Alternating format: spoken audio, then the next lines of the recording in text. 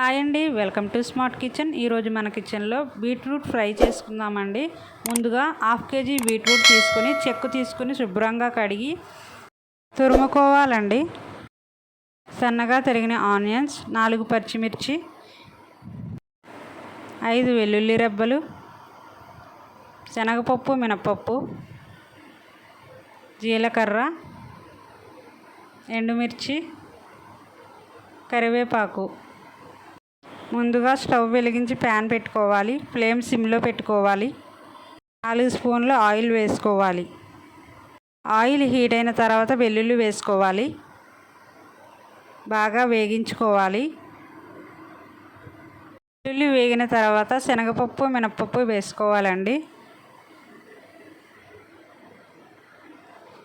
పప్పులు బాగా ఎర్రగా దోరగా వేగాలండి. బీట్రూట్ తినని వారికి ఇలా ఫ్రై చేసి పెట్టండి, చాలా ఇష్టంగా తింటారు. 1 స్పూన్ ఆవాలు వేసుకోవాలి. మన బాడీలోని బ్లడ్ లెవెల్స్ పెంచుతుందండి ఈ బీట్రూట్ ఫ్రై. ఎండుమిర్చి, జీలకర్ర, కరివేపాకు కూడా వేసుకోవాలి. ఫ్రై రుచి అంతా పోపు వేగటంలోనే ఉంటుందండి. పోపు ఎంత చక్కగా వేగితే ఫ్రై అంత రుచిగా ఉంటుంది. తరిగిన ఆనియన్స్, పచ్చిమిర్చి కూడా వేసుకోవాలి. ఆనియన్స్ ఎర్రగా వేగాలి.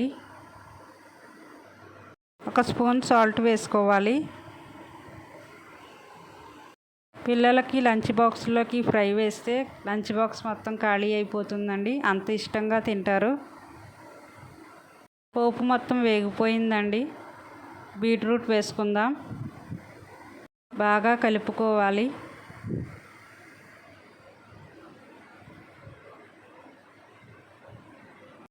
బీట్రూట్ మట్టి వాసన వస్తుందని ఎవరు ఎక్కువగా తినరండి, కానీ ఇలా ఫ్రై చేసి పెట్టండి, చాలా ఇష్టంగా తింటారు.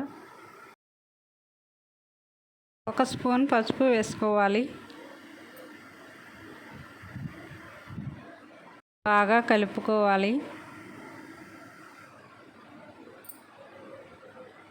ఫ్రై అయితే మగ్గిపోయిందండి, ఇంకొంచెం సేపు మగ్గించుకుందాం.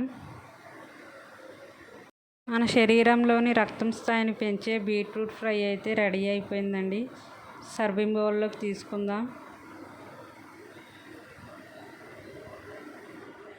మీరు కూడా ట్రై చేసి ఎలా వచ్చిందో నాకు కామెంట్ చేయండి. సబ్స్క్రైబ్ చేసుకోండి.